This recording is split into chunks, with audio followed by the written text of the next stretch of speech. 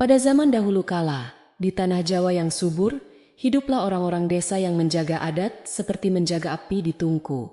Di antara hamparan sawah yang hijau dan jalan tanah yang lembut, bila diinjak selepas hujan, ada sebuah dusun bernama Karangwungu. Dusun itu tidak besar, tetapi setiap atap rumahnya mengenal angin pagi. Setiap pekarangannya mengenal suara ayam, dan setiap orangnya tahu kapan padi mulai menunduk. Bila malam tiba, lampu minyak menyala pelan, seolah bintang-bintang turun ke ambang pintu. Di ujung timur Karangwungu berdiri sebuah rumah besar beratap limasan. Dindingnya dari kayu tua yang sudah menghitam oleh musim. Rumah itu milik Nyai Rembulan, seorang janda yang sejak muda dikenal pandai menyimpan padi dan keras menjaga nama keluarga. Halamannya luas, ada sumur bundar di belakang, ada lumbung di samping, ada dapur panjang yang asapnya hampir tak pernah padam. Orang dusun sering berkata, rumah Nyai Rembulan tidak pernah kekurangan nasi. Tetapi jarang ada yang tahu bahwa hangat nasi itu kadang lahir dari air mata. Ke rumah itulah Nawang Kemuning masuk sebagai menantu setelah menikah dengan Bagaskara, anak tunggal Nyai Rembulan.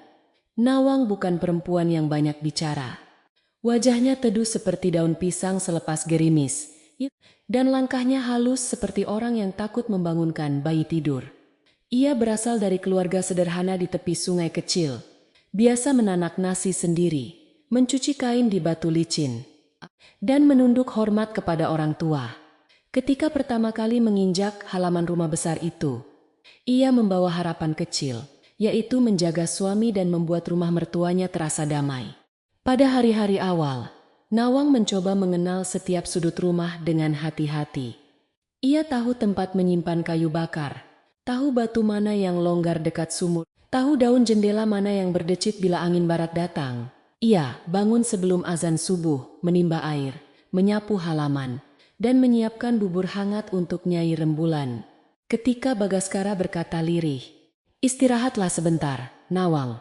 Ia hanya tersenyum dan menjawab, "Rumah baru harus dikenali dengan tangan, Kakang, supaya hati tidak tersesat di dalamnya." Bagaskara sebenarnya lelaki lembut, tetapi sejak kecil terbiasa tunduk kepada ibunya. Ia mengurus sawah peninggalan ayahnya, pergi pagi bersama cangkul, pulang sore dengan lumpur di betis dan mata yang lelah. Ia mencintai Nawang, namun di hadapan Nyai Rembulan suaranya sering mengecil seperti api hampir padam. Nyai Rembulan selalu berkata, anak laki-laki jangan terlalu dimanjakan oleh istri. Dan Bagaskara hanya menunduk.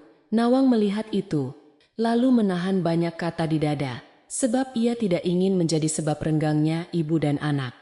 Mula-mula, perintah Nyai Rembulan terdengar seperti kewajaran rumah tangga. "Nawang, cucilah kain-kain ini sebelum matahari tinggi," katanya suatu pagi. Hari berikutnya bertambah. "Nawang, jemur gabah, bersihkan dapur, lalu petik daun singkong." Sesudah itu bertambah lagi, seperti air sungai saat musim hujan.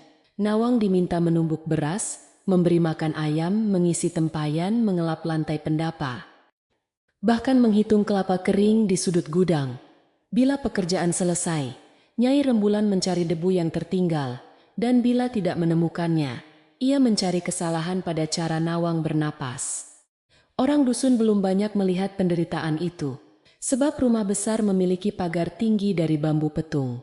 Dari luar, yang tampak hanya kain bersih berkibar di jemuran, asap dapur naik teratur, dan halaman yang selalu tersapu rapi. Mbok Liri, pemilik warung kelapa muda di dekat jalan menuju sawah, pernah berkata kepada tetangga, menantu Nyai Rembulan rajin sekali, seperti embun yang turun sebelum orang bangun. Tetangga hanya mengangguk, tidak tahu bahwa embun yang mereka puji sering menggigil karena tubuhnya terlalu lama menahan lelah. Setiap malam ketika rumah sudah sunyi, Nawang duduk sebentar di dekat pintu dapur. Tangannya berbau abu, lengannya pegal, dan telapak kakinya kadang terasa panas karena berdiri sejak pagi. Namun ia tidak mengeluh kepada Bagaskara. Ia hanya menyiapkan air hangat untuk suaminya, menambal bajunya yang robek di bahu, lalu berkata pelan, "Kakang, sawah hari ini berat." Bagaskara menjawab dengan letih, "Tidak seberat matamu, Nawang." Mendengar itu, Nawang tersenyum. tetapi senyumnya jatuh perlahan sebelum sampai ke pipi. Nyai Rembulan bukan tidak melihat tubuh Nawang makin kurus. Ia melihat, tetapi hatinya tertutup oleh kebiasaan lama. Baginya, menantu perempuan harus membuktikan diri dengan kerja tanpa banyak tanya. Dulu katanya, ia pun bekerja keras ketika menjadi istri muda. Ia sering duduk di kursi rotan dekat pendapa sambil mengawasi Nawang membawa ember dari sumur. Di rumah ini, orang makan dari keringatnya sendiri, ucapnya. Nawang menunduk dan menjawab, "Inggih Nyai." Walau dalam hati, ia merasa keringatnya sudah mengalir lebih banyak daripada air sumur. Musim ketika cerita ini bermula adalah musim kemarau yang belum terlalu tua. Pagi terasa dingin, tetapi siang menyengat hingga daun jati di batas dusun berguguran satu persatu. Belakang masih berair. Namun tali timbanya mulai kasar dan membuat telapak tangan Nawang lecet. Ia biasa menimba 7 tempayan sebelum matahari muncul utuh dari balik pohon kelapa. Setelah itu ia menyalakan tungku dengan sabut kering, mengipasi api sampai matanya perih, lalu memasak nasi untuk 3 orang dengan lauk sederhana yang selalu ia sisihkan paling baik untuk Nyai Rembulan.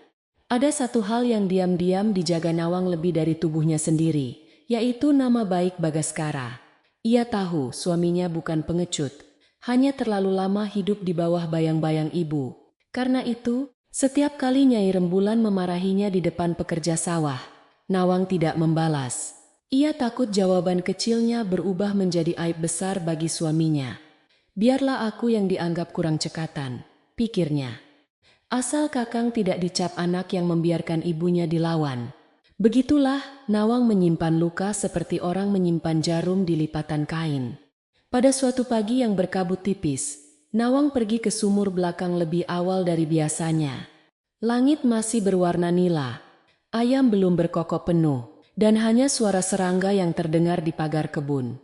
Saat menurunkan timba, ia melihat sesuatu berkilat redup di dekat batu pijakan yang berlumut. Ia mengira itu pecahan kendi, tetapi setelah diambil, benda itu ternyata gelang tembaga tua. Bentuknya sederhana, namun ada ukiran halus seperti sulur padi melingkar. Gelang itu dingin di telapak tangannya, seolah baru saja keluar dari tanah basah. Nawang membersihkan gelang itu dengan ujung kainnya, lalu memandang sekeliling. Tidak ada siapapun di halaman belakang. Pintu dapur masih tertutup, lumbung diam, dan pohon sawo hanya menggoyangkan daun perlahan. Ia merasa aneh, sebab selama berbulan-bulan menimba air di sana, ia tidak pernah melihat benda itu. Ketika Bagaskara muncul sabit kecil, Nawang berbisik, "Kakang, aku menemukan ini di dekat sumur." Bagaskara memegang gelang itu sebentar. Keningnya berkerut, lalu berkata, "Aku belum pernah melihatnya, tetapi jangan dulu tunjukkan kepada ibu." Ucapan Bagaskara membuat hati Nawang makin tidak tenang. Ia menyimpan gelang itu di dalam kotak bambu kecil bersama benang jahit dan jarum. Sepanjang hari ia bekerja seperti biasa, tetapi pikirannya sesekali kembali ke kilap tembaga yang redup itu. Nyai Rembulan memperhatikannya lalu menegur, "Kalau tanganmu bergerak lambat, nasi sore bisa terlambat." Nawang segera menunduk, "Ampun, Nyai." "Saya lanjutkan." Ia menumbuk bumbu lebih cepat. Namun suara alu dicobek terdengar seperti ketukan kecil dari masa lalu yang minta dibukakan pintu. Menjelang siang, seorang pedagang keliling datang ke halaman depan. Ia membawa pikulan berisi sisir tanduk, benang warna-warni, minyak kelapa, dan cermin kecil. Namanya tidak disebutkan oleh siapapun, sebab ia hanya singgah sebentar. Nawang sedang menyapu serambi ketika lelaki itu menatap rumah lama Nyai Rembulan dengan mata yang terlalu teliti. "Rumah besar begini pasti punya surat tanah tua," katanya seolah bergurau. Nawang terdiam sejenak lalu menjawab sopan, "Saya hanya menantu, Ki. Urusan begitu bukan tempat saya bicara." Pedagang itu tersenyum tipis, kemudian menawarkan sisir kepada Nyai Rembulan yang duduk di pendapa. Nyai Rembulan tidak membeli apa-apa, tetapi lelaki itu tetap memuji halaman, lumbung, dan kayu jati penyangga rumah. "Jarang ada rumah seteguh ini, Nyai. Pasti banyak orang ingin memilikinya," katanya. Nyai Rembulan mengangkat dagu, senang mendengar hartanya dipuji. Nawang dari kejauhan merasa kata-kata pedagang itu tidak jatuh seperti pujian biasa, melainkan seperti kail kecil yang dilemparkan ke kolam keruh, menunggu ada ikan lapar yang menyambarnya. Setelah pedagang itu pergi, Nyai Rembulan memanggil Nawang ke dapur. "Kau dengar tadi?" tanyanya. Nawang menunduk. "Dengar sedikit, Nyai." Perempuan tua itu menyipitkan mata, lalu berkata, "Rumah ini bukan milik orang yang datang dengan tangan kosong. Ingat itu baik-baik." Nawang merasa kalimat itu diarahkan kepadanya, namun ia hanya menjawab, "Saya hanya ingin merawat yang sudah dipercayakan." Nyai Rembulan mendengus pelan. Merawat dan menginginkan sering memakai wajah yang sama. Setelah itu ia pergi, meninggalkan bau minyak, rambut dan dingin yang panjang. Sore harinya, angin membawa debu halus dari jalan sawah. Nawang menjemur kain terakhir di sudut pekarangan, tempat bambu penyangga jemuran berdiri miring. Dari sana ia mendengar dua perempuan lewat di luar pagar. Yang satu berkata, "Pedagang tadi menanyakan rumah Nyai Rembulan juga di warung." Yang lain menjawab, "Katanya tanah itu pernah menjadi sengketa zaman kakek-kakek dulu." Langkah mereka menjauh sebelum Nawang bisa mendengar lebih banyak. Ia memegang kain basah di tangannya. Dan untuk pertama kalinya halaman rumah besar terasa seperti menyimpan rahasia di bawah debu. Malam turun perlahan di Karangungu. Di dapur, Nawang memasak sayur bening dan ikan asin yang digoreng kering. Nyai Rembulan makan lebih dulu, Bagaskara sesudahnya, dan Nawang paling akhir seperti biasa. Ketika piring sudah dicuci, Bagaskara mendekatinya di dekat tungku yang apinya tinggal bara. "Kau tampak gelisah sejak pagi," katanya. Nawang ragu, lalu berbisik, "Gelang itu dan pedagang tadi membuatku takut." "Kakang, bukan takut pada benda, tetapi takut ada niat orang yang berjalan pelan-pelan menuju rumah ini." Bagaskara memandang pintu belakang yang terbuka sedikit. Di luar, sumur tampak bulat dan gelap di bawah bulan muda. Ia berkata, "Rumah ini memang punya banyak cerita, tetapi ibu jarang membukanya. Ayah dulu menyimpan beberapa surat dalam peti kayu, namun sejak beliau meninggal, aku tak pernah melihatnya lagi." Nawang mendengarkan dengan napas tertahan. Ia ingin bertanya lebih jauh, tetapi langkah Nyai Rembulan terdengar dari ruang tengah. Mereka segera diam, seperti dua anak kecil yang menyembunyikan cahaya kunang-kunang dalam genggaman. Keesokan harinya, pekerjaan Nawang menjadi lebih banyak. Nyai Rembulan menyuruhnya mencuci tikar pandan yang sebenarnya masih bersih, mengelap guci di pendapa, dan menata ulang tempayan di dekat dapur. "Tamu bisa datang kapan saja," kata Nyai Rembulan. Nawang bertanya lembut, "Tamu siapa, Nyai?" Perempuan tua itu menatap tajam. "Menantu tidak perlu tahu semua urusan." Nawang menelan jawabannya. Ia bekerja sampai bahunya kaku. Sementara dari kejauhan terdengar suara kentongan sawah, pelan dan berulang, seperti peringatan yang belum dimengerti siapapun. Pada siang yang panas itu, Mbah Ranuweda, tetua dusun yang rambutnya putih seperti kapas tua, mampir meminta air minum. Nawang menyambutnya dengan hormat dan memberinya kendi dingin dari dapur. Lelaki tua itu melihat lecet di telapak tangannya, juga melihat bayangan letih di bawah matanya. Ia tidak bertanya banyak, hanya berkata satu kalimat. "Anak yang menjaga rumah orang lain harus tetap menjaga napasnya sendiri." Nawang menunduk dalam-dalam. Kalimat itu sederhana, tetapi terasa seperti daun lebar yang tiba-tiba menaungi kepalanya dari terik. Ketika Mbah Ranuweda pergi, Nyai Rembulan berdiri di ambang pintu. "Orang tua itu terlalu suka memberi petuah," katanya. Nawang menjawab pelan, "Beliau hanya meminta air, Nyai." Namun Nyai Rembulan sudah curiga. Ia merasa rumahnya mulai diperhatikan orang, dan dalam hatinya tumbuh ketakutan yang ia sendiri tidak mau mengakui. Ketakutan itu tidak keluar sebagai tangis, melainkan sebagai perintah yang lebih tajam. "Selesaikan semua sebelum maghrib," katanya.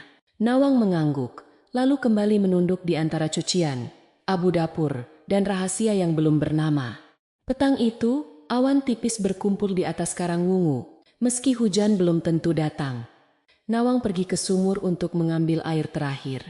Saat timba menyentuh permukaan, ia mendengar bunyi kecil dari arah pagar belakang, seperti ranting diinjak. Ia menoleh dan melihat bayangan seseorang bergerak cepat di balik pohon pisang. "Siapa di sana?" panggilnya. Tetapi tidak ada jawaban. Hanya daun pisang bergesekan, panjang dan pelan. Nawang memegang tali timba lebih erat.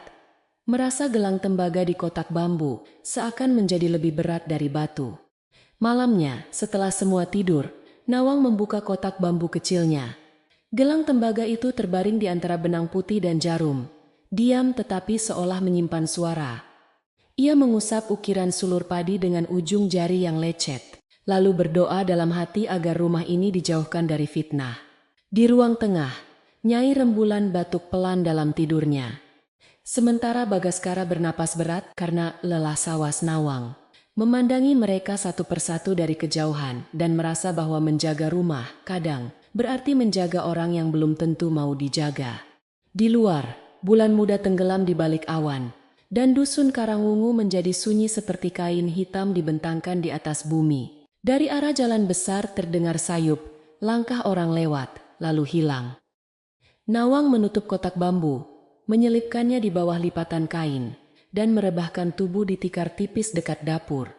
Matanya hampir terpejam ketika ia teringat kata pedagang tentang surat tanah tua.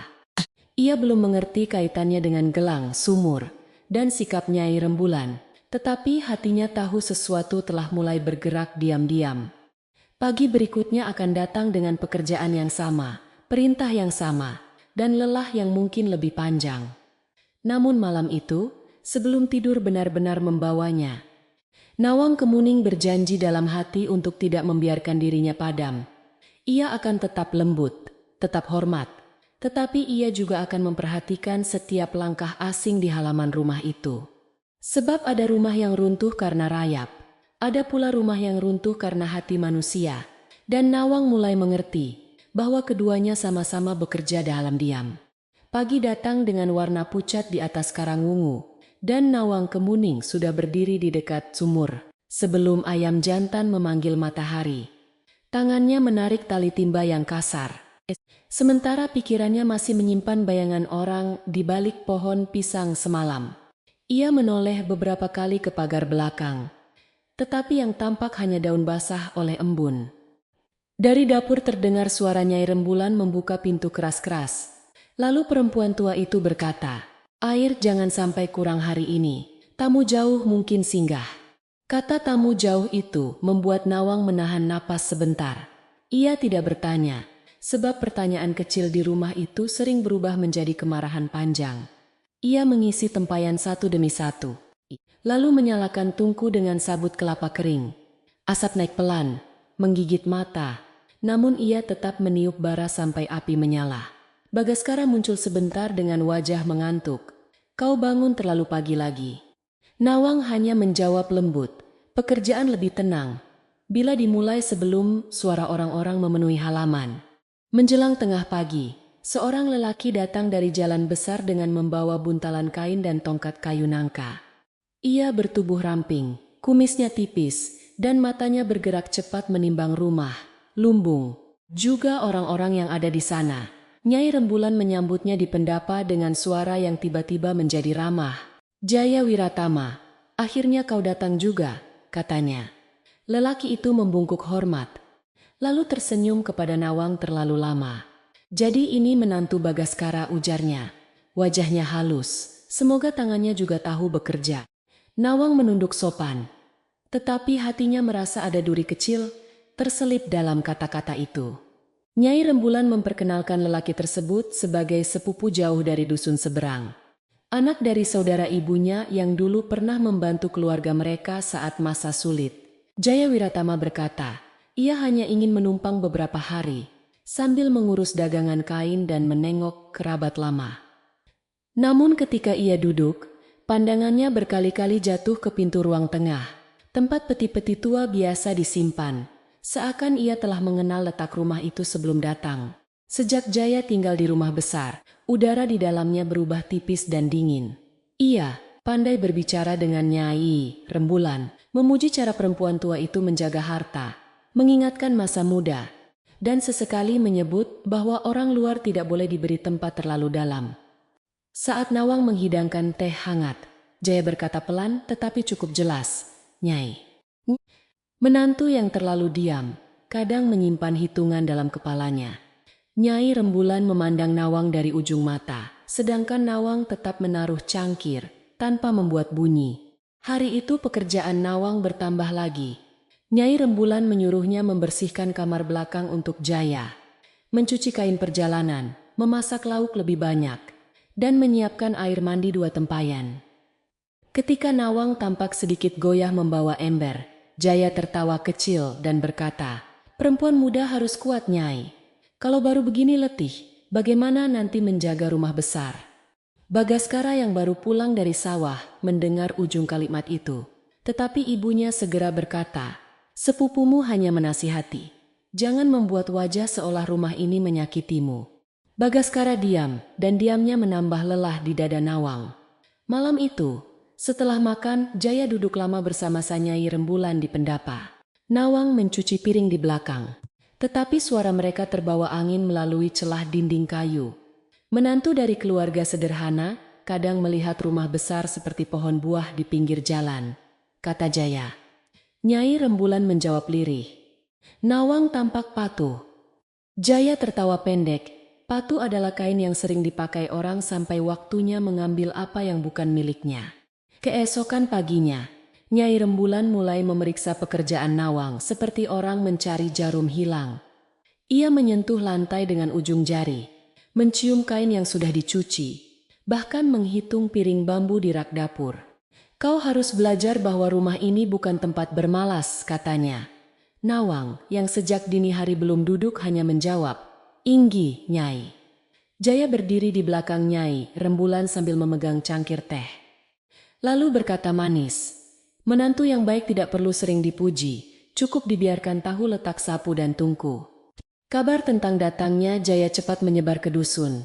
Di warung Bok Lirih, 2 petani berbicara sambil minum kelapa muda. "Sepupu Nyai Rembulan itu lidahnya licin," kata yang satu.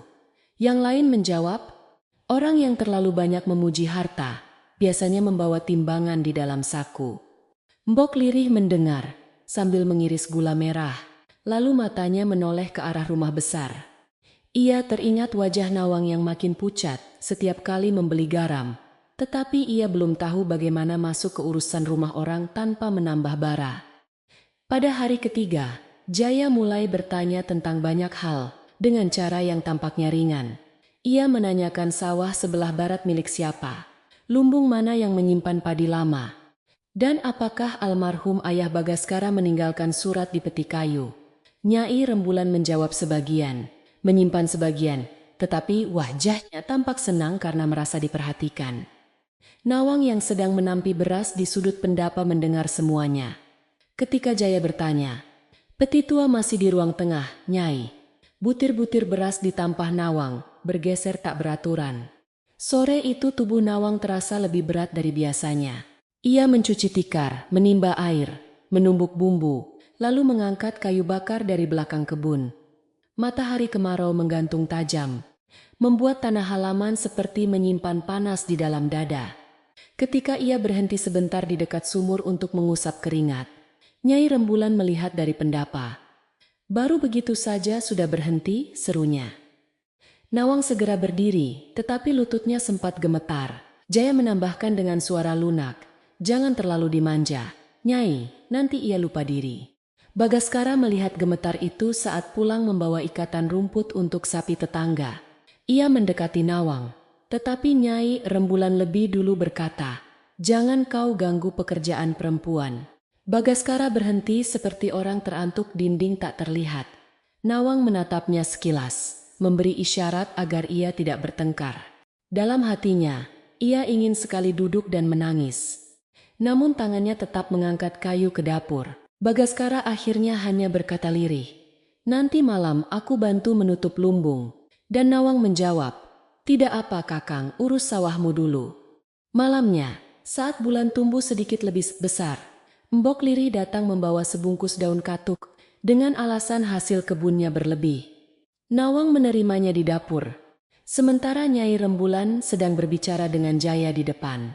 Mbok Lirih memperhatikan tangan Nawang yang lecet dan wajahnya yang redup. Ia tidak berani lama-lama, hanya berbisik satu kalimat, "Nak, padi yang terlalu lama diinjak bisa tetap tumbuh, tetapi batang manusia tidak boleh dipatahkan." Nawang menunduk, dan untuk sesaat matanya basah oleh kebaikan sederhana itu. Namun kebaikan kecil pun dapat terlihat seperti kesalahan di mata orang yang hatinya sedang digoyang bisikan. Setelah Mbok Liri pulang, Jaya berkata kepada Nyai Rembulan, "Mengapa pemilik warung itu datang ke dapur? Bukan ke pendapa. Bisa jadi menantumu mulai mencari pembela." Nyai Rembulan yang sejak tadi menyimpan curiga langsung memanggil Nawang. "Apa yang kau keluhkan kepada orang luar?" tanyanya tajam. Nawang terkejut. "Saya tidak mengeluh, Nyai. Mbok Liri hanya memberi daun." Nyai Rembulan menjawab, "Daun kadang membungkus kabar busuk." Sejak saat itu, Nyai Rembulan melarang Nawang berbicara lama dengan tetangga. Bila ada orang datang membeli kelapa kering atau meminjam tampah, Nawang harus memanggil Nyai Rembulan lebih dulu. Bila ia ke warung, ia hanya boleh pergi setelah semua pekerjaan selesai, dan itu hampir tidak pernah terjadi. Kabar larangan itu justru membuat orang dusun semakin bertanya-tanya. Di tempat penumbukan padi, perempuan-perempuan berkata, "Menantu itu seperti bayangan, ada tetapi tidak boleh bersuara." Yang lain menjawab, "Rumah besar kadang menyimpan sunyi paling sempit." Jaya tampak puas melihat kabar mulai bergerak seperti asap. Ia tahu semakin banyak orang berbisik, semakin mudah membuat Nyai Rembulan merasa terancam. Suatu siang, ia duduk dekat lumbung sambil mengunyah sirih dan berkata kepada Nyai Rembulan, "Kalau orang kampung mulai menaruh kasihan pada menantu, lama-lama mereka menyalahkan ibu mertua." Nyai Rembulan wajahnya mengeras. "Aku hanya mengajarinya bekerja." Jaya mengangguk pelan. "Tentu, Nyai. Tetapi orang luar lebih suka melihat air mata daripada melihat aturan rumah." Akibat kata-kata itu, Nyai Rembulan memutuskan menunjukkan kepada dusun bahwa Nawang bukan ditindas, melainkan memang harus membalas makan dan tempat tinggal. Ia menyuruh Nawang menjemur gabah di halaman depan, menyapu jalan sampai batas pagar, dan membersihkan selokan kecil yang terlihat orang lewat. Nawang melakukannya tanpa membantah, meski punggungnya terasa seperti ditekan batu. Seorang anak kecil yang lewat berkata polos kepada ibunya, "Ibu, Mbak Nawang kerja terus." Ibunya segera menarik tangan anak itu sambil berbisik, "Jangan keras-keras, nak." Pada petang keempat, Mbah Ranuweda datang lagi ke rumah besar. Kali ini membawa tongkat dan wajah yang tenang.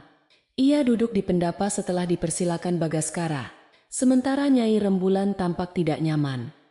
Jaya menyambutnya dengan senyum sopan, tetapi matanya gelisah. Mbah Ranuwedha melihat Nawang membawa nampan teh dengan langkah pelan. Ia menerima cangkir itu, lalu berkata satu kalimat kepada semua yang hadir.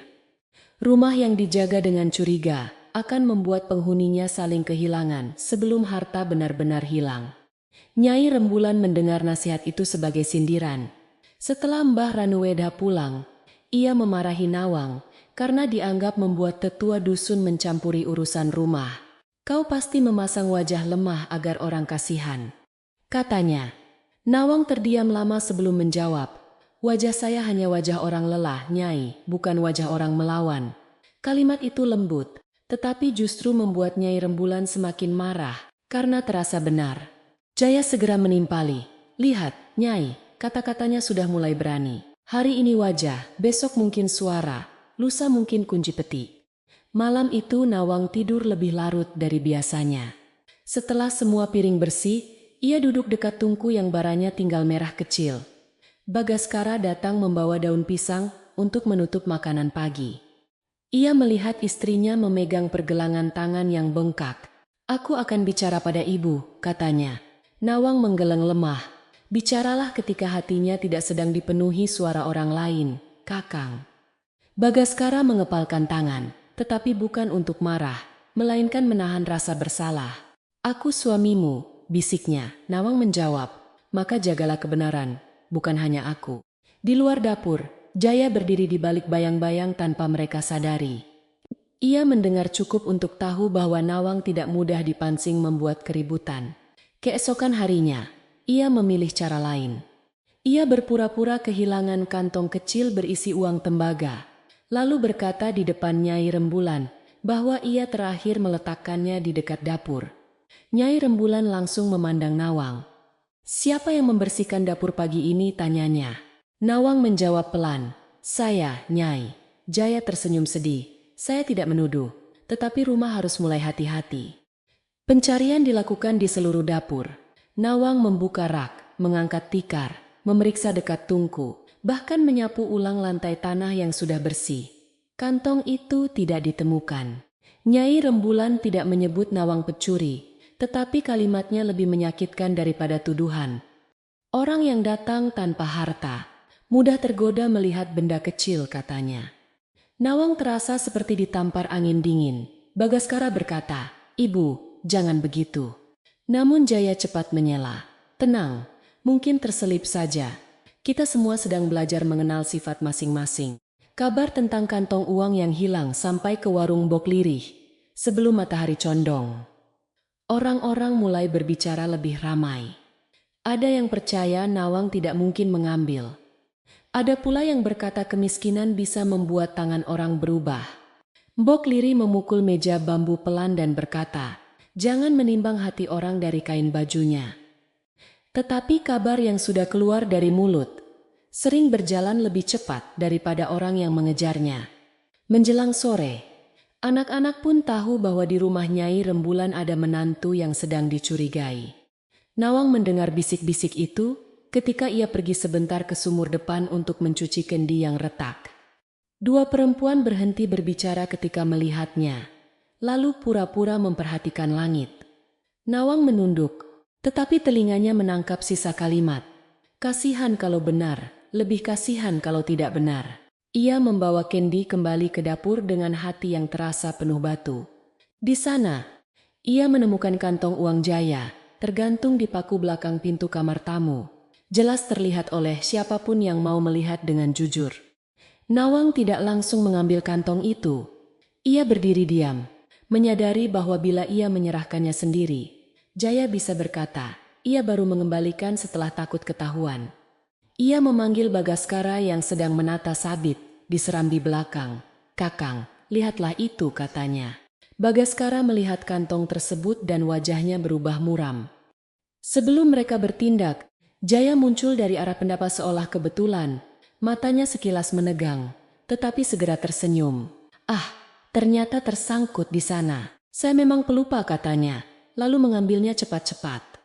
Bagaskara hendak berkata keras, tetapi Nawang menyentuh lengan suaminya. Nyai Rembulan datang setelah mendengar suara mereka, dan Jaya segera tertawa malu. "Ampun, Nyai, rupanya kantong saya sendiri yang kurang patuh." Nyai Rembulan ikut tersenyum kaku, tetapi ia tidak meminta maaf kepada Nawang. Ia hanya berkata, "Baiklah, urusan selesai." Bagi Nawang, urusan itu belum selesai, sebab nama baik yang sudah tergores tidak bisa kembali hanya dengan satu tawa. Namun ia tetap menunduk, menyimpan luka itu bersama gelang tembaga di kotak bambu. Malam semakin berat. Dari kejauhan terdengar gamelan kecil di rumah kepala dusun, latihan untuk selamatan panen yang akan datang. Suaranya mengalun pelan, tetapi di rumah besar setiap nada terasa seperti langkah menuju sesuatu yang belum terang. Nawang duduk di dekat pintu dapur sambil menambal kain Bagaskara. Nyai Rembulan dan Jaya berbicara lagi di pendapa. Lebih lirih dari biasanya. Beberapa kata sampai ke telinga Nawang. "Surat lama, saudagar garam, dan sebelum anakmu terlalu dikuasai istrinya." Jarum di tangan Nawang berhenti bergerak. Saat itulah Nawang tahu bahwa ruwet rumah ini tidak hanya tentang pekerjaan berat atau kata-kata menyakitkan. Ada sesuatu yang lebih dalam, sesuatu yang menyentuh tanah, surat, dan niat orang yang datang membawa senyum. Ia teringat gelang tembaga di dekat sumur, pedagang yang menanyakan surat tanah, bayangan di belakang pagar, dan kantong uang yang pura-pura hilang. Semua seperti potongan anyaman yang belum bertemu ujungnya.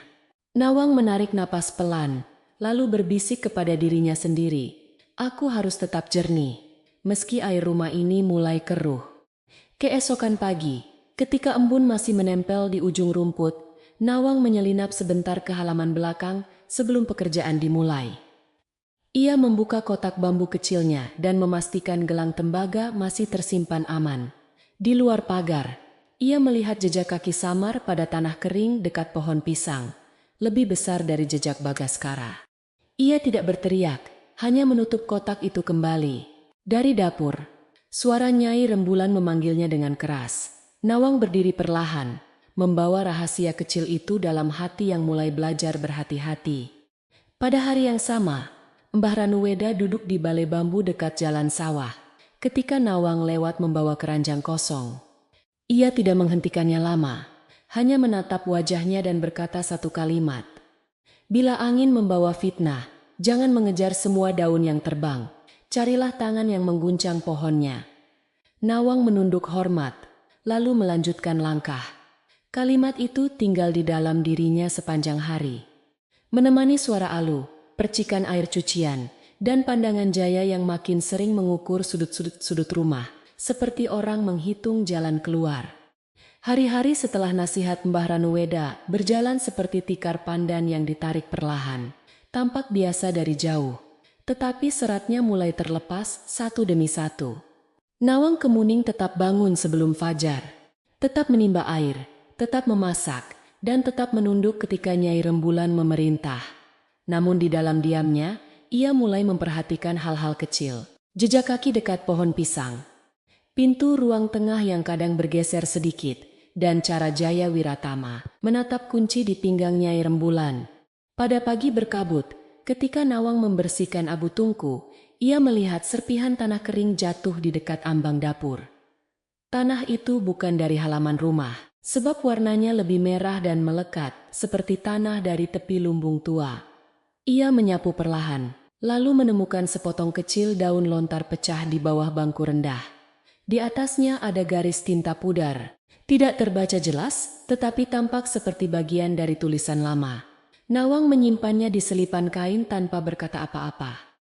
Siang itu Jaya tampak lebih gelisah daripada biasa. Ia beberapa kali berjalan dari pendapa ke ruang tengah, lalu berpura-pura mencari sirih atau bertanya tentang air minum. Nyai Rembulan tidak menyadari perubahan itu, sebab hatinya sedang sibuk memerintah Nawang menjemur gabah tambahan. Saat Nawang lewat membawa tampah berat, Jaya berkata, "Menantu yang rajin memang menyenangkan. Nyai, asal jangan rajin pula mengintip urusan orang tua." Nawang berhenti sekejap, lalu menjawab lembut, "Mata saya hanya mencari pekerjaan, Ki." Kalimat Nawang membuat Jaya tersenyum. Tetapi senyum itu kaku seperti bambu yang dipaksa mengkengkung. Nyai Rembulan mendengar dan langsung menegur, "Jangan banyak menjawab." Nawang kembali berjalan ke halaman, menahan panas yang memantul dari gabah kuning. Di luar pagar, dua orang perempuan sedang membawa bakul kosong dari pasar. Mereka berbisik melihat Nawang, bukan dengan ejekan, melainkan dengan rasa kasihan yang berhati-hati.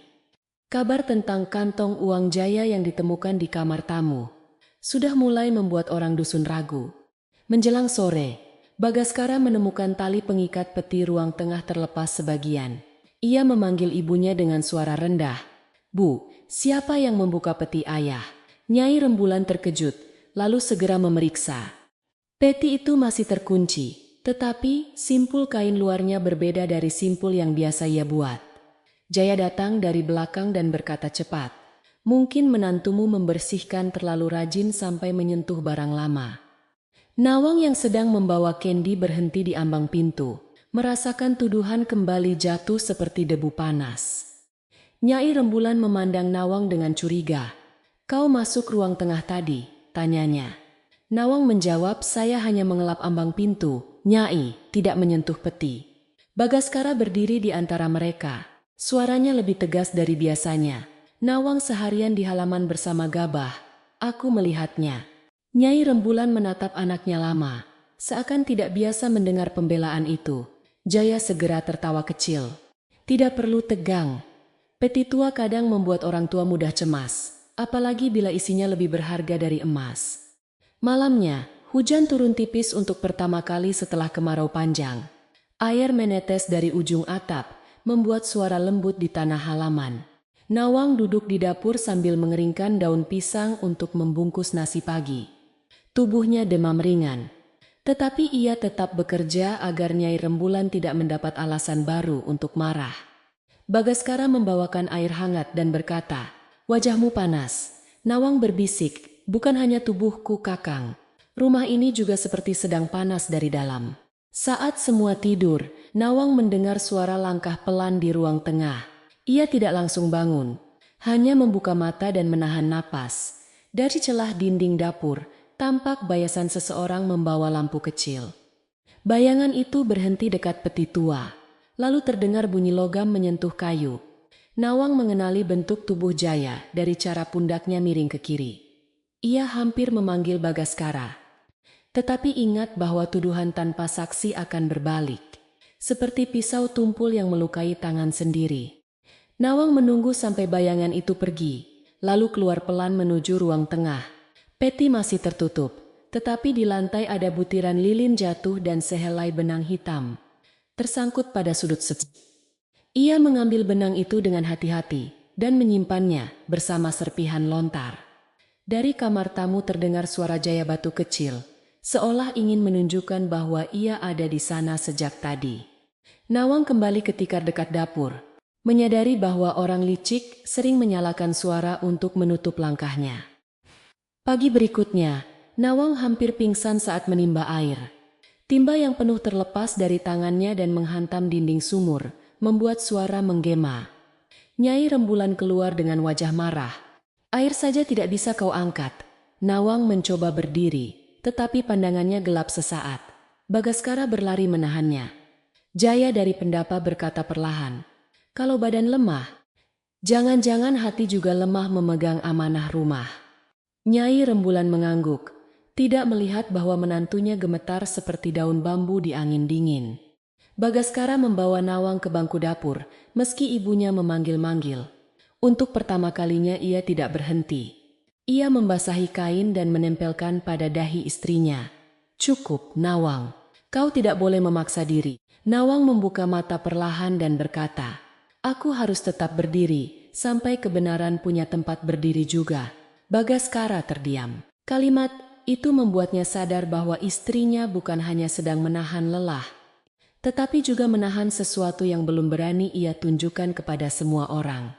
Sore hari, Ki Pamedar datang ke rumah besar membawa seikat bambu kecil untuk memperbaiki pagar lumbung. Ia adalah penjaga lama lumbung desa, lelaki kurus dengan mata jernih yang pernah bekerja bersama ayah Bagaskara. Nawang melihat kesempatan ketika Nyai Rembulan sedang tidur siang dan Jaya pergi ke warung. Ia mendekati Ki Pamedar di belakang lumbung, lalu menunjukkan gelang tembaga sebentar. Lelaki tua itu terkejut sampai tangannya berhenti mengikat bambu. "Nak, dari mana kau mendapat tanda tua ini?" bisiknya. Nawang menjawab pelan bahwa gelang itu ditemukan dekat sumur. Ki Pamedar memandang sekeliling, lalu berkata satu kalimat yang membuat dada Nawang berdebar. "Gelang itu dulu dipakai ibu Nyai Rembulan saat perjanjian tanah Karangungu disaksikan para tetua." Ia tidak sempat menjelaskan panjang, sebab langkah Nyai Rembulan terdengar dari arah pendapa. Nawang cepat menyembunyikan gelang itu. Ki Pamedar kembali mengikat bambu, tetapi wajahnya berubah serius, seperti orang yang melihat kubur lama terbuka oleh hujan. Setelah Ki Pamedar pulang, Nawang menyimpan gelang lebih aman di bawah batu tungku, yang sudah lama retak.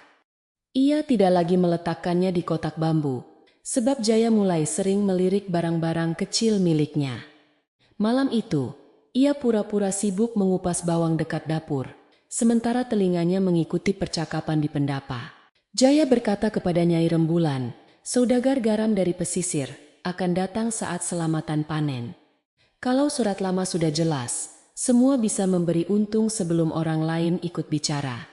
Nyai Rembulan menjawab dengan suara ragu, "Rumah ini peninggalan suamiku. Aku tidak pernah berniat menjualnya." Jaya merendahkan suara, tetapi Nawang masih mendengar. "Bukan menjual semua, Nyai. Hanya memindahkan nama sebagian tanah agar aman dari menantu yang kelak menguasai anakmu." Nawang memejamkan mata, menahan rasa sakit. Sekarang ia mengerti bahwa Jaya memakai dirinya sebagai bayangan buruk, agar Nyai Rembulan mau menyerahkan sesuatu yang bahkan belum tentu dipahami seluruhnya. Keesokan paginya, Nawang pergi ke warung Bok Lirih dengan alasan membeli garam. Setelah memastikan semua pekerjaan pokok selesai, ia berjalan pelan karena tubuhnya belum pulih. Di warung, Bok Lirih melihat wajahnya dan segera menuangkan air kelapa muda. Nawang tidak banyak bicara, hanya menunjukkan serpihan lontar dan benang hitam. Bok Lirih memandang benda-benda itu dengan cemas. Lalu berkata satu kalimat, "Bila benda kecil sudah mulai bicara, panggillah telinga yang tidak bisa dibeli." Maksud Mbok Liri adalah Mbah Ranuwedha. Maka sore itu, ketika matahari condong dan orang-orang mulai pulang dari sawah, Nawang menemui tetua itu di balai bambu dekat pohon asam. Ia membawa gelang tembaga, serpihan lontar, dan benang hitam dalam lipatan kain. Mbah Ranuwedha mendengarkan tanpa memotong. Setelah semua selesai, ia berkata, "Jangan menuduh di ruang sempit, nak.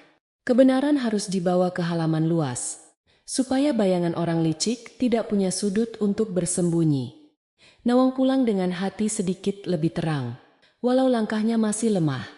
Ia tahu selamatan panen tinggal beberapa hari lagi, saat hampir semua warga akan berkumpul di pendapa rumah besar. Nyai Rembulan memang biasa menjadi tuan rumah, sebab lumbungnya paling besar, Sai. Jaya tampak gembira menyiapkan diri, menyambut saudagar garam. Sementara Nyai Rembulan tampak bimbang antara bangga dan curiga. Bagaskara mulai memperhatikan gerak Jaya lebih sering, tetapi ia menunggu isyarat Nawang, sebab istrinya kini memegang benang cerita yang paling halus. Pada malam sebelum selamatan kecil di rumah kepala dusun, terjadi hal yang membuat kecurigaan semakin jelas. Nawang melihat Jaya keluar dari kamar tamu, membawa kain panjang berwarna coklat, lalu menyelipkannya di balik lumbung. Ketika Jaya pergi, Nawang memanggil Bagaskara. Mereka membuka kain itu dan menemukan salinan kasar tanda batas tanah. Digambar di atas kertas baru tetapi dibuat seolah tua dengan noda teh. Bagaskara menggertakkan gigi. Ia ingin menipu ibu. Nawang berkata, "Jangan hancurkan sekarang. Kita butuh saksi." Mereka membawa kertas itu diam-diam kepada Mbah Ranuwedha. Tetua itu membandingkannya dengan ingatan lama tentang batas dusun, lalu menggeleng. "Garis ini menggeser sumur dan lumbung menjadi milik orang luar," katanya. Bagaskara pucat mendengarnya. Nawang menatap suaminya dengan lembut, "Kakang, inilah sebabnya aku menahan banyak hal, bukan karena aku takut bekerja, tetapi karena rumah ini sedang didekati tangan yang berpura-pura memberi nasihat." Bagaskara menunduk, dan untuk pertama kalinya, air matanya jatuh tanpa suara. Sementara itu, kabar lain muncul dari warung Bok Lirih. Pedagang keliling yang dulu menanyakan surat tanah ternyata terlihat berbicara dengan Jaya di bawah pohon randu dekat pasar. Seorang penggembala kambing mendengar kata-kata tentang peti tua dan harga kayu jati rumah Nyai Rembulan. Berita itu sampai kepada Mbok Lirih, lalu kepada Mbah Ranuwedha. Orang-orang dusun mulai memahami bahwa masalah di rumah besar bukan sekadar menantu yang lelah atau mertua yang keras, melainkan urusan tanah yang bisa menyeret banyak keluarga. Nyai Rembulan sendiri mulai merasakan keganjilan, tetapi kesombongannya menghalangi pengakuan. Ia pernah melihat Jaya menyentuh ikat kunci di meja saat ia berpaling. Namun Jaya segera berkata ingin mengambil sirih. Ia juga melihat Nawang masih bekerja meski sakit, dan hatinya sempat goyah. Namun setiap kali belas kasihan muncul, suara Jaya menutupinya. "Nyai terlalu lembut sekarang," katanya suatu siang. "Nanti menantumu mengira rumah ini bisa dibengkokkan dengan wajah pucat." Maka Nyai Rembulan kembali keras, meski matanya tidak setajam dulu. Hari selamatan panen makin dekat. Di rumah besar, Nawang diminta bekerja lebih banyak dari sebelumnya. Ia menanak beras, membersihkan daun pisang, menyiapkan kelapa parut, mengeringkan kayu, dan mencuci tikar pendapa. Tubuhnya lelah, tetapi pikirannya terjaga. Setiap benda penting kini ia tahu letaknya.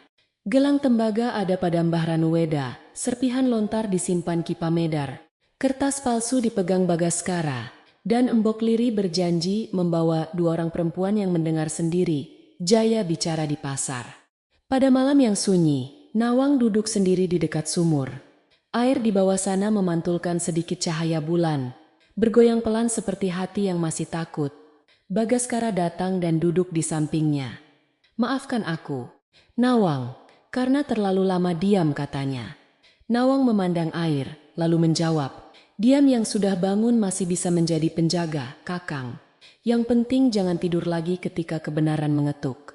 Bagaskara mengangguk. Di antara mereka tidak ada janji besar, hanya kesediaan untuk berdiri bersama. Keesokan harinya, Jaya mencoba memancing Nawang untuk marah. Ia sengaja menumpahkan sedikit minyak di lantai dapur, lalu berkata keras, "Menantu yang mengurus dapur saja tidak becus. Bagaimana bisa dipercaya menjaga nama keluarga?" Nyai Rembulan mendengar dari pendapa dan datang dengan wajah keruh. Nawang berlutut membersihkan minyak, tanpa membalas. Dalam hatinya ia mengulang nasihat Mbah Ranuwedha, "Jangan mengejar daun yang terbang."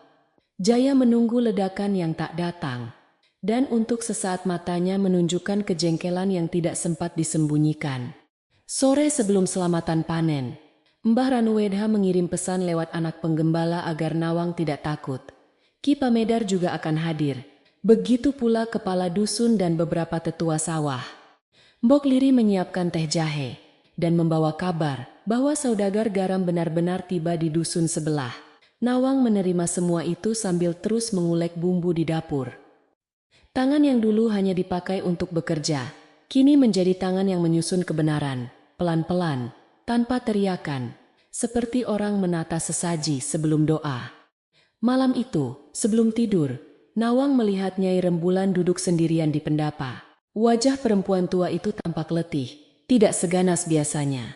Untuk pertama kalinya dalam beberapa hari, Nawang merasa kasihan. Ia mendekat membawa teh hangat dan berkata, "Nyai, minumlah seselagi hangat." Nyai Rembulan menerima tanpa memandangnya. Setelah lama diam, ia bergumam, "Kau tidak lelah dibenci?" Nawang menunduk dan menjawab, "Saya lebih takut rumah ini hancur karena salah percaya." "Nyai." Nyai Rembulan terdiam, tetapi tidak mengusirnya. Ketika Nawang kembali ke dapur, Jaya berdiri di dekat pintu gelap. "Kau pandai membuat dirimu tampak suci," katanya pelan. Nawang menatapnya dengan tenang, walau dadanya berdebar. "Saya hanya menanak nasi, Ki. Bau hangus atau matang akan tercium sendiri." Jaya menyipitkan mata, lalu pergi tanpa menjawab. Untuk pertama kalinya, Nawang melihat bahwa orang yang suka menuduh juga bisa takut pada ketenangan. Di luar, angin malam menyentuh daun pisang, membawa bisik panjang menuju hari, ketika semua akan duduk di pendapa. Pagi selamatan panen datang dengan bau tanah lembab dan daun pisang muda. Dusun Karangwungu bergerak pelan sejak matahari belum tinggi, seperti tubuh tua yang bangun setelah mimpi panjang. Perempuan-perempuan membawa beras, kelapa, gula merah, dan sayur dari kebun masing-masing. Lelaki menata tikar di pendapa rumah Nyai Rembulan, sebab rumah besar itu sejak dulu menjadi tempat berkumpul saat panen selesai. Nawang Kemuning berdiri di dapur, mengaduk santan perlahan. Sementara tubuhnya masih lemah, tetapi matanya lebih jernih daripada hari-hari sebelumnya. Nyai Rembulan memakai kebaya tua berwarna nila, kainnya rapi, rambutnya disanggul dengan tusuk perak. Ia ingin tampak seperti pemilik rumah yang tetap kuat di hadapan warga. Namun berkali-kali tangannya menyentuh pinggang, memastikan kunci peti masih tergantung di sana. Jaya Wiratama berjalan mondar-mandir, membantu menyambut tamu dengan wajah ramah yang dibuat terlalu halus. Ia berkata kepada setiap orang, "Silakan masuk, rumah ini senang menerima doa panen." Seolah-olah ia telah lama menjadi bagian dari rumah itu. Bagaskara mengawasi Jaya dari dekat lumbung, tetapi tidak menegurnya. Ia mengingat pesan Nawang, bahwa ikan besar tidak ditangkap dengan memukul air sebelum bayangannya tampak. Mbah Ranuweda datang menjelang tengah hari, diikuti Ki Pamedar yang membawa tongkat bambu dan Embok Lirih yang memikul teko teh jahe. Kepala dusun, Ki Wirasena, juga hadir bersama dua tetua sawah. Ketika Nawang melihat mereka dari dapur, hatinya bergetar, bukan karena takut saja, tetapi karena kebenaran akhirnya punya tempat duduk. Di dapur, Nawang bekerja bersama beberapa perempuan dusun. Mereka mengiris tempe, membungkus nasi, menata pisang rebus, dan menaruh sambal di cobek tanah liat. Salah seorang perempuan berbisik, "Mbak Nawang, wajahmu masih pucat." Nawang tersenyum kecil dan menjawab, "Pucat bisa hilang setelah matahari turun, Bu." Mbok Lirih mendengar dari dekat pintu dapur, lalu berkata satu kalimat, "Hari ini jangan, biarkan lelahmu menundukkan suaramu." Nawang menatapnya sebentar, lalu kembali mengikat daun pisang dengan tangan yang tidak lagi gemetar. Menjelang sore, saudagar garam dari pesisir datang bersama pedagang keliling yang dulu pernah menanyakan surat tanah. Mereka tidak langsung masuk ke pendapa, melainkan berhenti di bawah pohon sawo. Berbicara pelan dengan Jaya, Nawang melihat dari celah dapur, lalu memberi tanda kecil kepada Bagaskara dengan meletakkan sendok kayu terbalik di tepi nampan, tanda yang sudah mereka sepakati. Bagaskara berjalan mendekati Mbah Ranuwedha, seolah hendak mengambil air. Tetua itu hanya mengangguk, matanya tenang seperti permukaan telaga tua. Acara dimulai ketika matahari turun ke balik rumpun bambu. Doa panen dibacakan, nasi tumpeng diletakkan di tengah pendapa, dan aroma teh jahe memenuhi udara. Orang-orang duduk melingkar di atas tikar pandan, berbicara pelan tentang padi yang selamat dari kemarau. Nyai Rembulan duduk di sisi utama, Jaya di dekatnya. Sementara Nawang tetap mondar-mandir dari dapur ke pendapa membawa hidangan. Warga melihatnya bekerja tanpa henti. Dan untuk pertama kalinya, tatapan mereka tidak hanya berisi kasihan, tetapi juga pertanyaan yang dalam. Setelah doa selesai, Jaya berdiri dengan sopan dan mengangkat cangkir tehnya. Karena keluarga Nyai Rembulan telah lama menjaga tanah Karangwungu. Mungkin baik bila malam ini, kita juga membicarakan cara melindungi harta lama, katanya. Beberapa orang saling pandang, sebab selamatan panen biasanya tidak membicarakan jual beli tanah. Nyai Rembulan tampak terkejut, tetapi Jaya melanjutkan, "Ada orang-orang luar yang mungkin mengincar rumah ini melalui ikatan perkawinan. Jadi surat-surat lama perlu diperiksa sebelum terlambat." Pendapa seketika menjadi lebih sunyi. Nawang berdiri di ambang dapur membawa nampan kosong. Ia tahu kalimat itu ditujukan kepadanya. Nyai Rembulan memandangnya sebentar, lalu memalingkan wajah. Bagaskara hendak bangkit, tetapi Mbah Ranuwedha menahan dengan gerakan tangan kecil. Kepala dusun, Ki Wirasena bertanya, "Mengapa perkara surat tanah dibawa ke tengah selamatan?" Jaya tersenyum hormat. "Justru karena banyak saksi baik hadir, Ki. Saya hanya ingin membantu keluarga ini aman." Pedagang keliling di belakangnya mengangguk, terlalu cepat. Seperti orang yang sudah diajari, kapan harus setuju. Jaya lalu meminta izin kepada Nyai Rembulan untuk mengambil peti tua dari ruang tengah. Nyai Rembulan ragu, tetapi kebanggaan dan rasa takut bercampur di wajahnya. "Peti itu milik almarhum suamiku," katanya. Jaya membungkuk. "Justru peninggalan beliau harus diselamatkan dari tangan yang mungkin kelak menggantikan namamu." Kalimat itu membuat beberapa warga berbisik. Nawang menaruh nampan, lalu berkata pelan tetapi terdengar, "Sebelum peti dibawa, sebaiknya kunci tetap di tangan Nyai." Dan saksi melihat bersama-sama. Semua mata menoleh kepada Nawang. Nyai Rembulan terkejut mendengar menantunya berbicara di pendapa. Jaya segera berkata, "Lihatlah, baru disebut peti saja ia sudah mengatur." Nawang menunduk hormat. Namun suaranya tidak mundur. "Saya tidak mengatur, Ki. Saya hanya takut peti tua disalahkan bila tangan yang membukanya tidak jujur." Suara bisik warga makin jelas. Mbah Ranuwedha memandang kepala dusun dan berkata satu kalimat, "Bila peti dibuka malam ini, biarlah semua mata menjadi pagar." Akhirnya Nyai Rembulan berdiri dan berjalan ke ruang tengah, diikuti kepala dusun, Mbah Ranuwedha, Ki Pamedar, Bagaskara, Jaya, dan beberapa saksi. Nawang tetap di ambang pintu, tidak masuk terlalu jauh. Peti kayu jati itu diletakkan di sudut ruang. Warnanya gelap dan besinya berkarat. Saat Nyai Rembulan meraba pinggangnya, wajahnya berubah pucat. Kunci kecil yang biasa tergantung di ikat kain tidak ada. Ia menepuk-nepuk sisi kebayanya, lalu berbisik, "Kunciku hilang." Jaya pura-pura terkejut lebih dulu daripada semua orang. Kegaduhan kecil muncul, tetapi Mbah Ranuwedha mengangkat tangan. "Jangan ada yang keluar dari ruang ini." Nawang memandang Jaya. dan lelaki itu memandang balik dengan senyum tipis. Tiba-tiba Ki Pamedar menunjuk lantai dekat kaki Jaya. Di sana tergeletak benang hitam pendek yang sama dengan benang dari malam sebelumnya.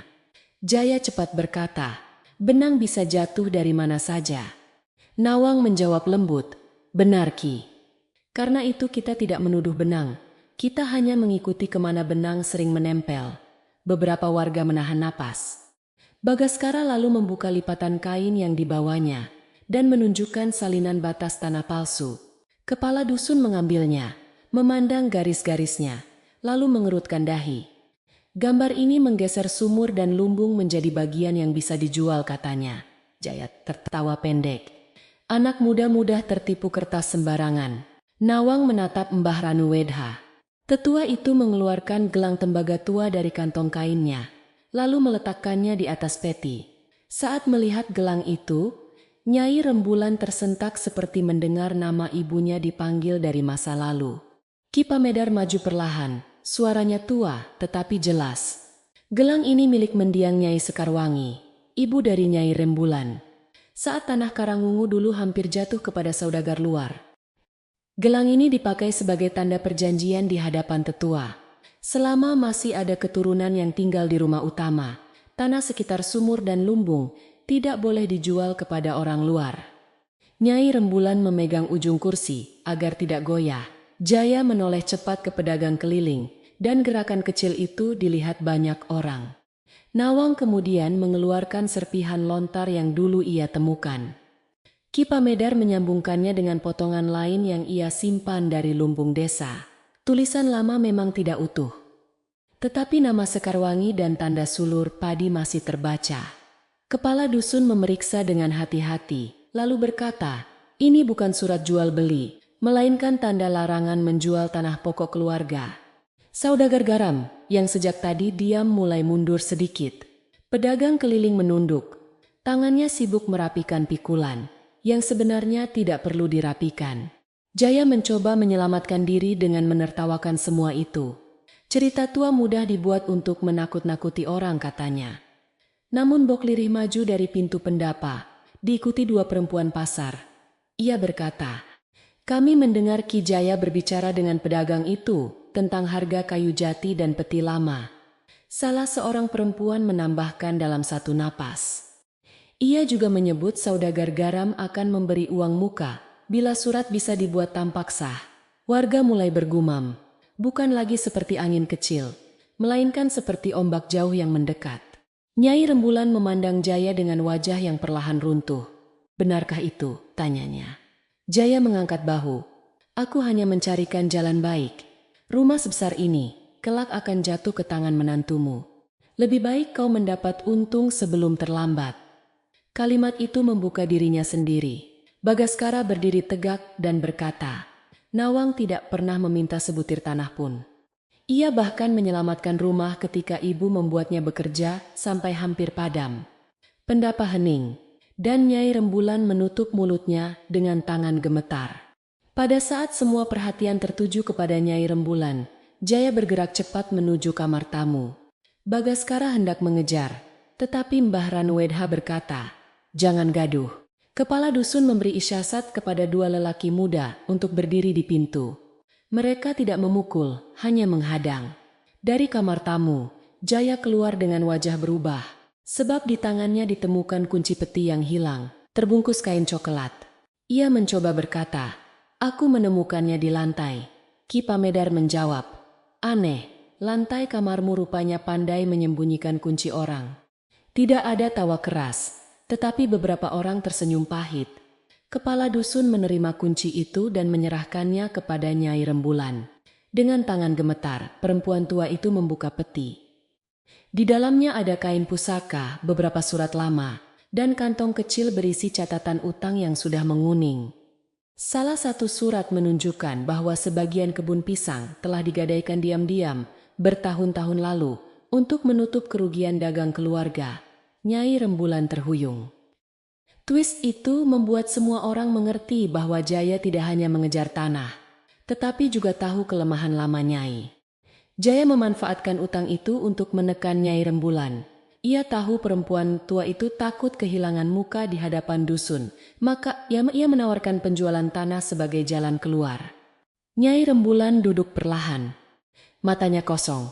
"Kau tahu dari mana catatan itu?" tanyanya. Jaya tidak menjawab. Pedagang keliling tiba-tiba bersujud meminta ampun kepada kepala dusun. Mengaku bahwa Jaya memintanya mencari kabar tentang surat tanah dan menakut-nakuti rumah itu dengan pujian. Saudagar garam berdiri kaku, lalu berkata ia tidak ingin ikut perkara dusun. Kepala dusun memutuskan malam itu juga bahwa Jaya harus meninggalkan Karangwungu sebelum matahari esok meninggi. Ia tidak dipukul, tidak diikat, dan tidak diseret. Tetapi semua orang tahu hukuman itu berat bagi lelaki yang hidup dari kepercayaan. Pedagang keliling dilarang berdagang di dusun selama 3 musim panen. Saudagar garam diminta pulang tanpa membawa janji apapun. Jaya menatap Nawang dengan kebencian yang lelah. Nawang hanya menunduk dan berkata, "Semoga jalanmu pulang tidak lagi melewati rumah yang kau pecah dari dalam." Nyai Rembulan menangis tanpa suara. Tangisnya bukan tangis keras yang meminta perhatian, melainkan air yang jatuh dari tempayan retak. Ia memandang tangan Nawang, tangan yang lecet, kurus, dan masih berbau bumbu dapur. "Aku menjadikanmu seperti abdi di rumah sendiri," katanya terbata. Nawang duduk lebih rendah di hadapannya dan menjawab, "Saya menantu Nyai, bukan abdi. Tetapi saya tetap ingin menjadi anak yang menjaga rumah ini." Kata-kata itu membuat beberapa perempuan di pendapa mengusap mata dengan ujung selendang. Mbah Ranuwedha lalu berkata satu kalimat yang menutup perkara malam itu. "Harta yang diselamatkan oleh orang yang disakiti harus dibayar dengan perubahan, bukan dengan air semata saja." Nyai Rembulan mengangguk pelan. Untuk pertama kalinya, ia meminta Nawang duduk di pendapa dan makan bersama warga, bukan berdiri di belakang membawa nampan.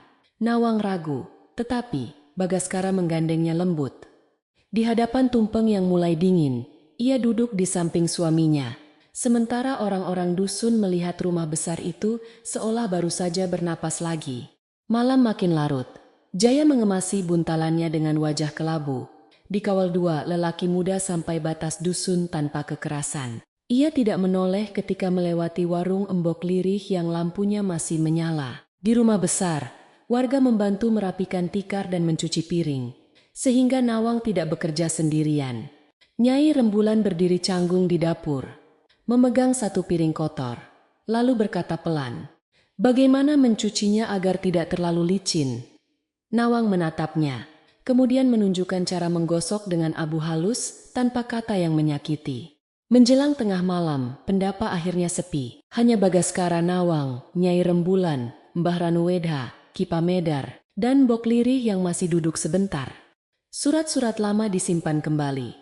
Tetapi kali ini kepala dusun mencatat saksi dan batas tanah dengan jelas. Gelang tembaga diletakkan di peti sebagai tanda pengingat, bukan sebagai benda yang disembunyikan. Nyai Rembulan memandangi gelang itu lama sekali. "Ibuku menjaga rumah ini dari orang luar," bisiknya. Nawang menjawab lembut, "Malam ini beliau juga menjaga Nyai dari rasa takut sendiri." Ketika semua tamu pulang, hujan tipis turun seperti doa yang terlambat, tetapi tetap diterima Nawang. Berdiri di ambang pintu, melihat air membasahi halaman yang sepanjang hari diinjak banyak kaki. Bagaskara berdiri di sisinya. Nyai Rembulan duduk di belakang mereka, kecil dan diam, tidak lagi tampak seperti pemilik rumah besar yang ditakuti. Di kejauhan, suara kentongan ronda terdengar tenang. Malam itu perkara belum menyelesaikan semua luka, tetapi fitnah telah berhenti berjalan. Dan rumah Karangwungu selamat dari tangan yang datang membawa senyum palsu. Setahun berlalu sejak malam selamatan panen yang membuka wajah Jaya Wiratama di hadapan dusun Karangwungu. Musim telah berganti 2 kali. Dari hujan yang membuat pematang licin sampai kemarau yang menjemur daun jati menjadi rapuh. Rumah besar Nyai Rembulan masih berdiri di ujung timur dusun, tetapi suaranya tidak selagi sama. Dahulu dari pendapat terdengar perintah tajam, kini lebih sering terdengar sapu lidi menyentuh halaman pelan. Suara panci dari dapur, dan batuk tua yang ditahan agar tidak merepotkan siapapun. Catatan utang yang ditemukan di peti tua, ternyata bukan perkara kecil. Bertahun-tahun sebelum Nawang Kemuning datang, Nyai Rembulan pernah menggadaikan kebun pisang dan sebagian hasil lumbung untuk menutup kerugian dagang almarhum suaminya. Ia menyembunyikan semua itu demi menjaga nama keluarga, lalu menutup rasa takutnya dengan sikap keras. Setelah Jaya pergi, orang yang memegang gadai datang menagih dengan surat yang sah. Kepala dusun membantu menimbang perkara, tetapi utang tetap utang, dan janji lama tetap harus ditepati. Maka satu persatu harta yang dulu membuat Nyai Rembulan berjalan tegak, mulai lepas dari tangannya. Kebun pisang di belakang sungai berpindah kepada saudagar lokal yang lebih sabar daripada Jaya.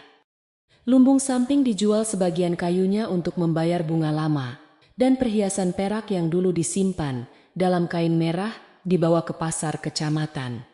Nyai Rembulan menyaksikan semua itu tanpa suara.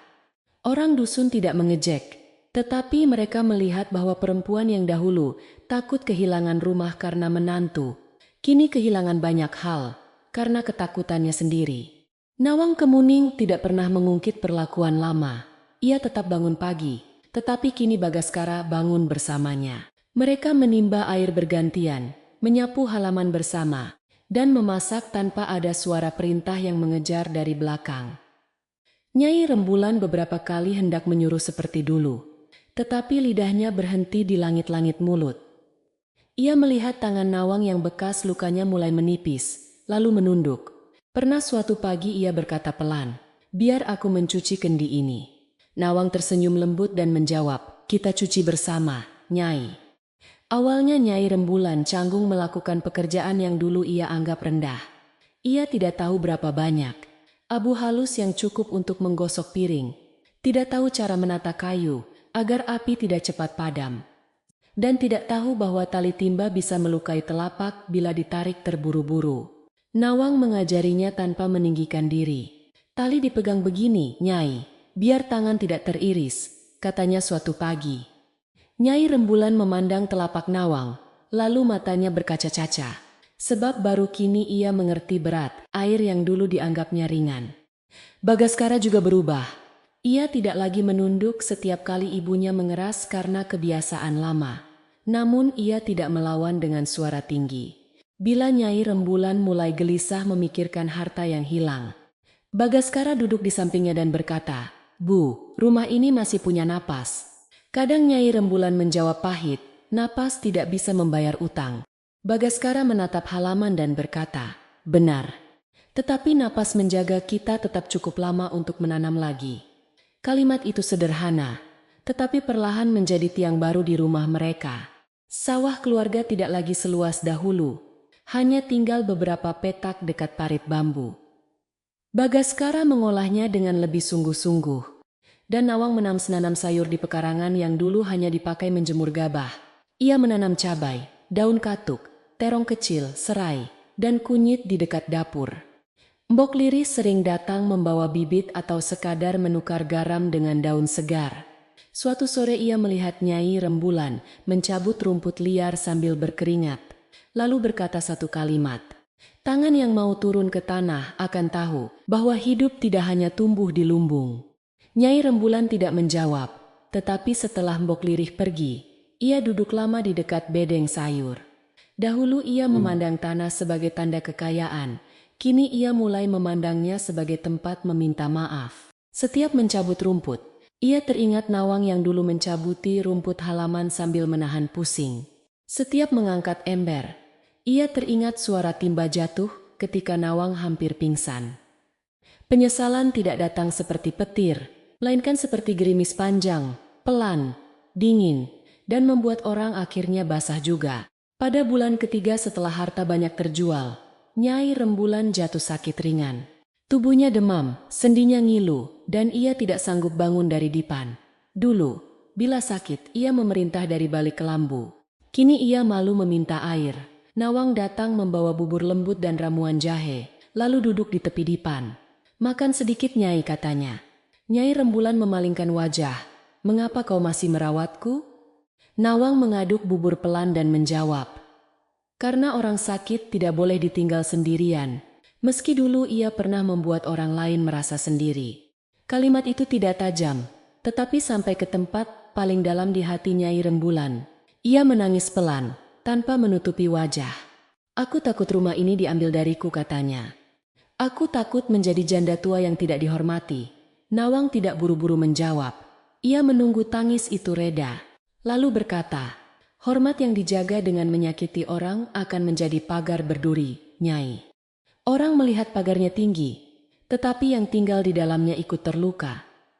Nyai Rembulan memegang tangan Nawang dengan lemah, dan kali itu genggamannya tidak memerintah. Kabar tentang perubahan rumah besar menyebar perlahan. Orang dusun yang dulu berbicara dari balik pagar, kini mulai datang tanpa takut. Ada yang membeli sayur Nawang, ada yang meminjam tampah. Ada pula yang sekadar bertanya kabar Nyai Rembulan. Rumah itu tidak lagi dipandang sebagai tempat tinggi yang membuat orang menunduk, melainkan sebagai rumah tua yang sedang belajar bernapas rendah. Anak-anak berani bermain gasing di depan pagar, dan Nyai Rembulan kadang memberi mereka ubi rebus, walau tangannya masih kaku saat tersenyum. Suatu petang, Mbah Ranuweda datang membawa tongkat dan duduk di serambi. Rambutnya makin putih, tetapi matanya tetap jernih. Nawang menyuguhkan teh hangat. Bagaskara menaruh pisang rebus, dan Nyai Rembulan duduk agak jauh, seperti murid tua yang malu kepada gurunya. Mbah Ranuweda melihat mereka bertiga, lalu berkata satu kalimat. Rumah tidak menjadi kecil karena kehilangan harta, tetapi menjadi sempit bila penghuninya tidak saling memberi tempat. Nyai Rembulan mengangguk pelan, menyimpan nasihat itu seperti menyimpan bara agar api tidak padam. Pada musim hujan berikutnya, sumur belakang meluap lebih tinggi daripada biasa. Airnya jernih, memantulkan atap dan daun sawo yang basah. Di dekat sumur, itulah gelang tembaga peninggalan Nyai Sekarwangi. Kini disimpan dalam peti yang terkunci, tetapi tidak lagi disembunyikan dari keluarga. Sesekali Nyai Rembulan membukanya bersama Nawang, membersihkan gelang itu dengan kain lembut. "Ibuku mungkin malu melihatku," bisik Nyai Rembulan. Nawang menjawab, "Orang tua yang bijak lebih suka melihat anaknya pulang, daripada melihat anaknya terus tersesat." Rumah utama tetap selamat karena perjanjian lama dan kesaksian warga. Namun untuk mempertahankannya, mereka harus hidup jauh lebih sederhana. Tidak ada lagi padi bertumpuk sampai atap lumbung. Tidak ada tamu dagang datang memuji kayu jati. Tidak ada kain mahal yang dijemur di pendapa. Makanan sehari-hari hanya nasi hangat, sayur bening sambal, dan kadang ikan asin. Anehnya, makan sederhana itu terasa lebih tenang. Nyai Rembulan duduk bersama Nawang dan Bagaskara di lantai dapur. Dan untuk pertama kalinya, ia menunggu semua mendapat bagian sebelum menyentuh piringnya. Pada suatu malam yang dingin, setelah hujan turun sejak sore, mereka bertiga makan nasi liwet dengan daun kemangi dari pekarangan. Lampu minyak bergoyang pelan, membuat bayangan di dinding kayu tampak seperti orang-orang lama yang ikut duduk. Nyai Rembulan memecah keheningan dengan suara rendah. "Nawang, dulu aku menyuruhmu makan terakhir." Nawang menatap nasi di piringnya, lalu menjawab, "Malam ini kita makan bersama, Nyai." Bagaskara menambahkan, "Yang lalu kita ingat sebagai pelajaran, bukan sebagai tali untuk mencekik hari esok." Nyai Rembulan mengangguk, tetapi ia tahu memaafkan diri sendiri tidak semudah mengucapkan maaf. Maka ia mulai membayar dengan perbuatan kecil. Ia menyiapkan air minum sebelum Nawang pulang dari kebun, melipat kain tanpa diminta, dan menegur tetangga bila ada yang menyebut Nawang bekas menantu malang. "Ia penjaga rumah ini," kata Nyai Rembulan suatu hari di warung Mbok Lirih. Orang-orang terdiam sebentar. Lalu Mbok Lirih tersenyum. Kata itu kemudian berjalan dari warung ke sawah, membuat nama Nawang tidak lagi dibungkus kasihan, melainkan hormat. Setahun tepat, setelah malam selamatan panen, Dusun Karangwungu mengadakan kenduri kecil lagi. Kali ini bukan di pendapa besar dengan kebanggaan lama, melainkan di halaman yang bersih dengan tikar sederhana. Nawang memasak tidak sendirian, sebab perempuan-perempuan dusun datang membantu sejak pagi. Nyai Rembulan mengupas bawang di sudut dapur, matanya perih, tetapi ia tidak mengeluh. Saat seorang tetangga berkata, Nyai, biar saya saja. Ia menjawab pelan. Biarkan tanganku belajar terlambat, asal tidak mati tanpa pernah belajar. Kepala dusun datang, Ki Pamedar datang, Mbok Liri membawa teh jahe, dan Mbah Ranuwedha duduk di tempat yang teduh. Tidak ada lagi Jaya Wiratama, tidak ada pedagang keliling, tidak ada saudagar garam. Yang ada hanya warga yang makan bersama setelah panen sederhana. Bagaskara mengucapkan terima kasih kepada semua orang yang pernah menjadi saksi kebenaran. Nawang menunduk malu ketika namanya disebut, tetapi Nyai Rembulan justru berdiri perlahan dan berkata, "Rumah ini masih berdiri, karena menantu yang dulu aku perlakukan tidak seperti anak." Pendapa menjadi hening. Nyai Rembulan menarik napas panjang, lalu melanjutkan, "Aku kehilangan kebun, lumbung, perhiasan, dan nama sombongku. Namun bila Nawang tidak menjaga rumah ini, aku mungkin kehilangan tempat pulang." Tidak ada tepuk tangan, sebab orang desa tidak selalu menjawab pengakuan dengan ramai. Mereka hanya menunduk, beberapa mengusap mata, dan beberapa menatap Nawang dengan hangat. Nawang mendekati Nyai Rembulan, memegang tangannya, lalu berkata, "Yang penting malam ini kita tidak lagi saling berdiri di sisi yang berbeda." Setelah kenduri selesai, warga membantu membersihkan halaman.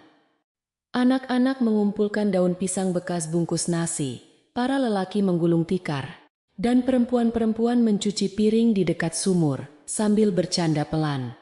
Nyai Rembulan duduk di bangku rendah, memandang kesibukan itu dengan wajah letih, tetapi damai. Dulu ia mengira rumah dihormati, karena luas tanah dan tinggi pagar.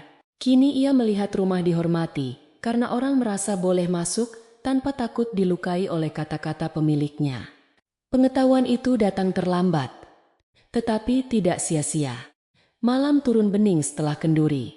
Di Serambi, Nawang menuang teh hangat untuk Bagaskara dan Nyai Rembulan. Angin membawa bau tanah basah dari kebun kecil, juga wangi serai yang tumbuh di dekat dapur. Bagaskara memperbaiki sumbu lampu minyak, sementara Nyai Rembulan melipat selendang tua di pangkuannya. "Besok aku yang menyapu halaman depan," kata Nyai Rembulan. Nawang tersenyum, "Saya akan menyiapkan sapunya." Nyai Rembulan menggeleng pelan, "Tidak, ajari aku mengikat lidi yang lepas, supaya sapu tua pun masih bisa berguna." Mereka tertawa kecil, tidak keras, tetapi cukup untuk membuat rumah terasa berisi. Dari sumur belakang terdengar katak memanggil hujan, dan dari kejauhan kentongan ronda berbunyi 3 kali. Nawang memandang halaman yang dulu menjadi tempatnya bekerja sampai hampir runtuh. Kini halaman itu tidak berubah banyak, tetapi hatinya tidak lagi merasa sendirian di sana.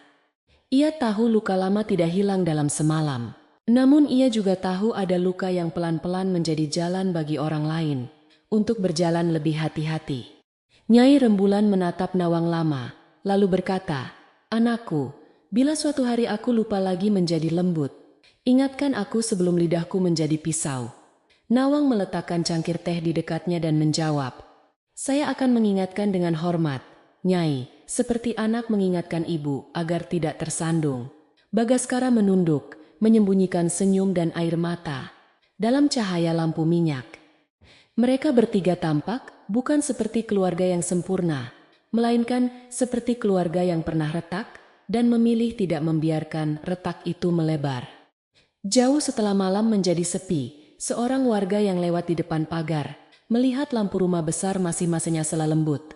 Ia mendengar suara 3 orang berbicara rendah di serambi. Diselingi bunyi cangkir diletakkan di atas baki. Warga itu tersenyum sendiri, lalu melanjutkan langkah menuju rumahnya. Esok paginya, di warung Mbok Liri, ia berkata kepada orang-orang, "Rumah Nyai Rembulan sekarang tidak sekaya dulu, tetapi anehnya terasa lebih terang." Orang-orang mengangguk, sebab kadang terang memang baru tampak setelah kesombongan padam.